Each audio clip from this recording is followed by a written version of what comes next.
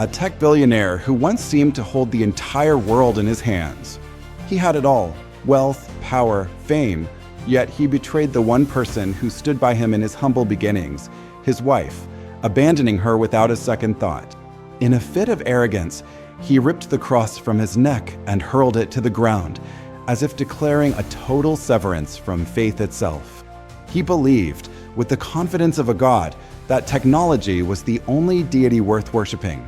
But fate has a way of closing the circle. Soon, the law caught up with him. Handcuffs replaced the golden rings, luxury cars gave way to prison walls, and his empire of fame crumbled like a castle of sand. So what becomes of a man who betrayed love and forsook his faith? Is there still a chance for redemption? Follow the true story to see how the wheel of fortune turns. A bold declaration spotlights cut through the air, illuminating a massive auditorium packed with hundreds of spectators.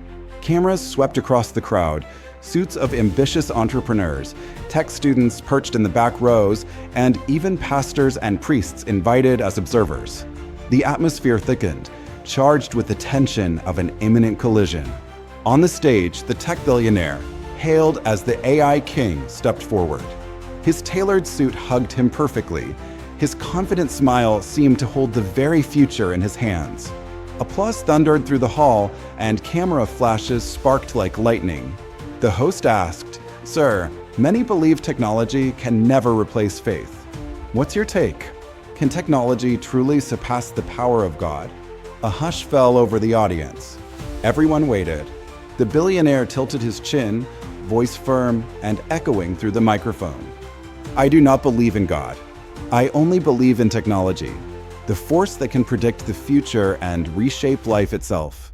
The era of prayers is over. This is the age of data." Then, abruptly, he reached up, tore the silver cross from his neck. The metallic clang against the wooden podium echoed sharply. He picked it up, glanced at it briefly, and threw it across the table, like a dagger severing the past of faith. The moment struck like a lightning bolt through centuries of belief. Half the audience gasped in outrage, some standing to protest. The other half, the tech-savvy youth, applauded wildly, cheering as if witnessing a new prophet. Camera lenses zoomed in, cold, unwavering eyes, fearless against the storm of reaction. One reporter whispered, "Is this the triumph of human hands, or is there a divine hand testing this audacity?" The narrator's voice rang out like a bell tolling fate. Here stands a man daring to challenge faith, daring to deny God in the glare of television lights. Will he ascend a new throne or tumble into a bottomless abyss? The golden era and denial evening fell, neon lights casting a cold glow over the sprawling mansion. On the TV screen, news anchors replayed his declaration of denying God. The press dubbed him the AI king, the data deity of the new century. In the living room, his wife sat waiting. Her face carried the weight of sorrow, her eyes a mix of anxiety and helplessness. When he entered, loosening his tie, she spoke softly, "Do you remember? When we were poor, kneeling in the church, praying together. You held my hand and promised that even with wealth, we would never forget God. Please, put the cross back on. God will forgive today's disrespect." The billionaire let out a faint, mocking laugh, pouring himself a glass of wine. Faith doesn't feed anyone. Only technology does. "You see, it's thanks to it that I'm standing here today." She trembled, "But in the midst of your busyness, your success, you abandoned God. You abandoned us." He turned away coldly. "I don't need an invisible God. I am the creator of the future." The camera cut to the dining room, lavish yet icy. The space between them stretched farther than the gleaming wooden table. She bowed her head in quiet resignation while he sipped wine, eyes flashing with arrogance. Outside, crowds cheered him as an icon, yet inside the house, love was crumbling. Friends drifted away, parties lost warmth, reduced to stages of vanity. The narrator's voice rang like a warning bell. The man who proclaimed himself the new god of the data era. The higher he soared in the light of fame, the farther he drifted from the only embrace that ever held him.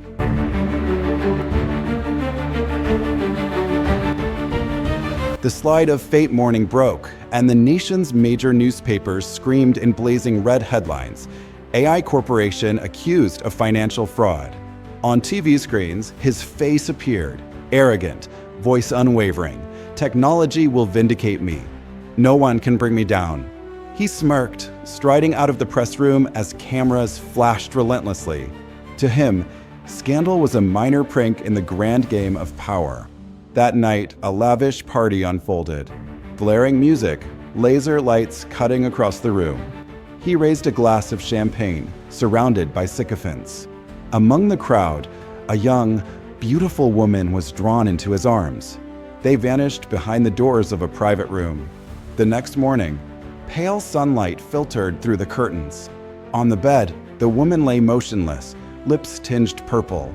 A medicine bottle lay toppled on the floor. He shook her in panic, but it was too late. The doorbell rang in a thunderous clamor. Police stormed in. A single shutter click captured the moment. The once lauded billionaire handcuffed and led away. Breaking news erupted across social media. The AI king, murderer? Public outrage flared. Crowds burned effigies of him in the streets. Investors fled. Stocks plummeted. Cut to the cold, silent corridors of prison. The iron door shrieked shut. The man who once held the world in his hands was now cast into darkness. The narrator's voice told like a grim bell. When a man's pride places him on equal footing with God, a single twist of fate can turn a throne into hell. In the darkness of the cell, the iron door slammed shut, leaving a dark, damp void. A weak yellow bulb hung from the ceiling, casting only a faint halo of light, turning the cell into a bottomless pit. The man who once stood atop the summit of fame now huddled on a cold iron bed, pounding the bars in rage. If there is a God, why am I subjected to such injustice? His voice echoed off the damp, lonely walls, met only with silence. In the corner, an old prisoner knelt, hands trembling, lips murmuring prayers. Each word came slowly, serenely, almost otherworldly. The billionaire sneered, voice laced with cynicism. Prayers won't save anyone, old man. Look at you, old, poor, imprisoned. What has faith ever done for you? The old man looked up. His eyes were clouded, but carried an unusual light, the corners of his mouth curling into a gentle smile. At least I have family to pray for me. And they still do. The simple reply silenced the room. The billionaire turned away, but a flicker of unease crossed his eyes, as if something buried deep within his soul had been touched for the first time in years. The narrator's voice resonated like a quiet bell. In the darkness of confinement, one realizes arrogance only creates empty echoes. Yet faith, however small, is enough to keep a flame alive.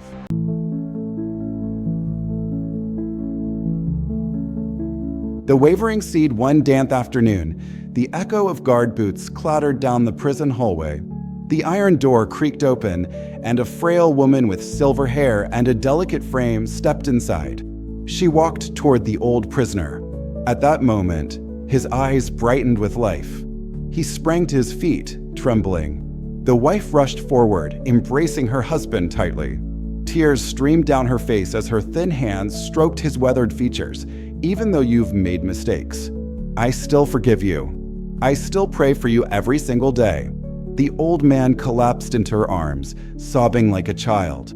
The billionaire watched the scene silently from the corner of the cell. His fists clenched, yet there was no longer a single arm left to hold him. His wife had long gone. Friends vanished. Fame crumbled. He had it all, yet he had nothing. That night, lying on the cold iron bed, he gazed at the mold-stained ceiling. For a fleeting moment, memory surged. The days of poverty, the leaking roof, lying close to his wife, watching the faint stars through the cracks. Beneath that humble roof, they had been warmer than any castle. He reached into the emptiness, as if trying to grasp a lost embrace. His breath caught in his chest. The narrator's voice rose softly, like a seed falling into dry earth. People only realize the value of an embrace once it is gone. And from that emptiness, the seed of awakening begins to sprout.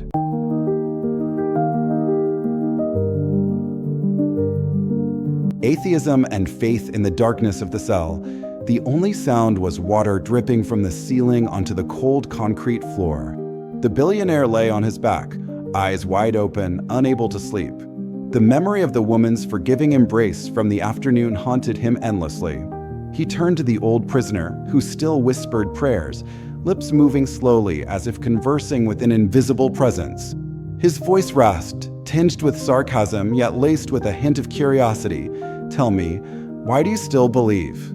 You've lost everything, sitting here your whole life. What good is faith? It hasn't freed you from these bars." The old man lifted his head, eyes calm and steady. "True. Faith does not keep us from suffering, but it helps us rise above suffering." The billionaire let out a forced laugh, turning his face away, but the words pierced his pride like a sharp blade. Memories of his poor mother surfaced, kneeling for hours in church, praying that her son would grow into a good man. He remembered his wife, the woman who left him when he became cold as a machine. The old prisoner's whispered prayers echoed again, like a hammer striking an empty mind. He clenched his fists, but for the first time, the arrogance of the AI king wavered. The narrator's voice resonated softly. Some words seem simple, yet they are powerful enough to shake an entire wall of pride. And when that wall cracks, the darkness inside begins to reveal itself.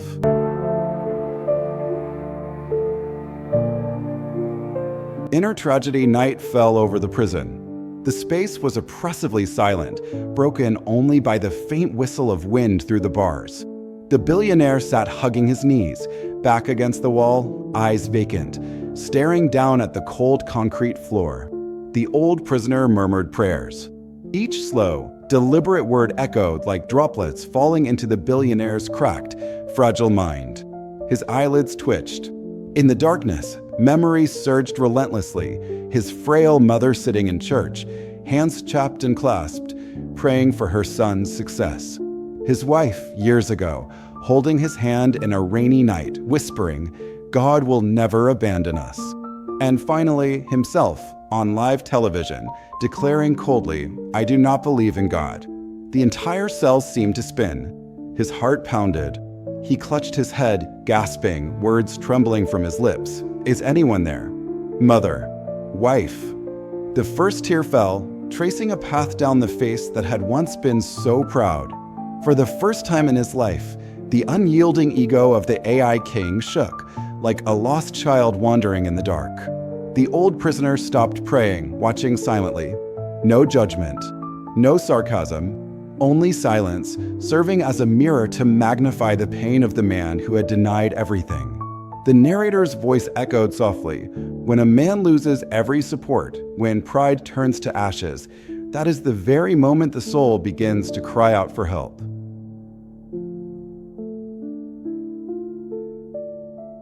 Redemption in the darkness, the night dragged on, and he drifted into exhausted slumber. In his dream, he found himself standing at the edge of an abyss that yawned endlessly. The ground gave way, and he plummeted into the void of darkness.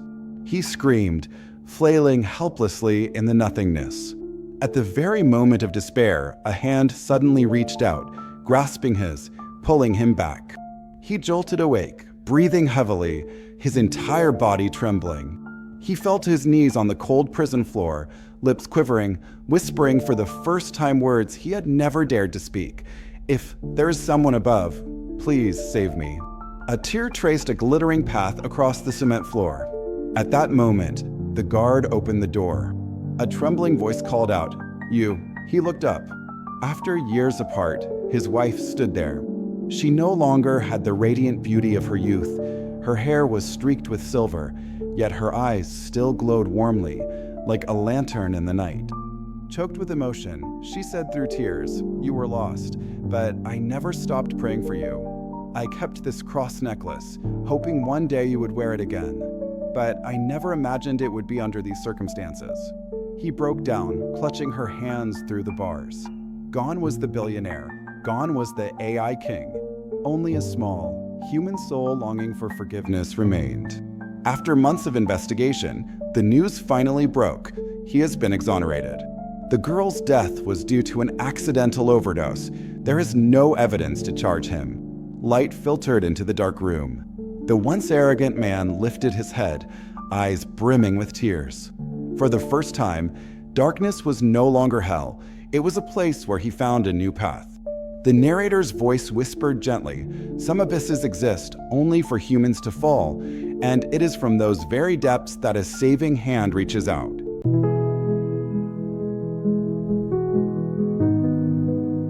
Rebirth, the heavy iron gate swung open.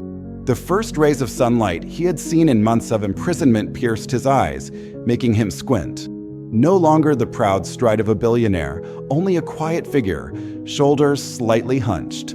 The media swarmed outside, microphones thrust toward him, yet he no longer wore the arrogant smile before the cameras.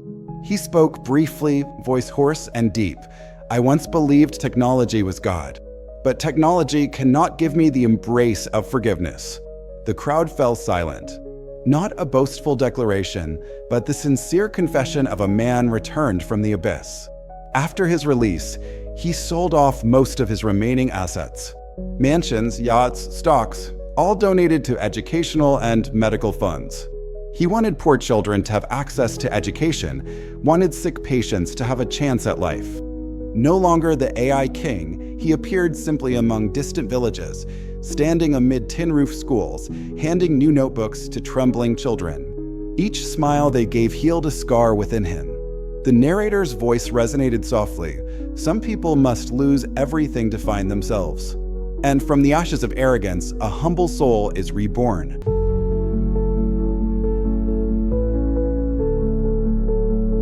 The Billionaire of Hope 1 year later. The auditorium was packed. Thousands of people pressed together, listening intently to a man who had once been turned away by the entire world. On the stage, he wore no luxurious suit, no aura of arrogance. Only a simple white shirt, gentle eyes, and a warm, calm voice. He began with a pause, then slowly said, "Technology can change the world, but only faith and forgiveness can save humanity." The audience fell silent.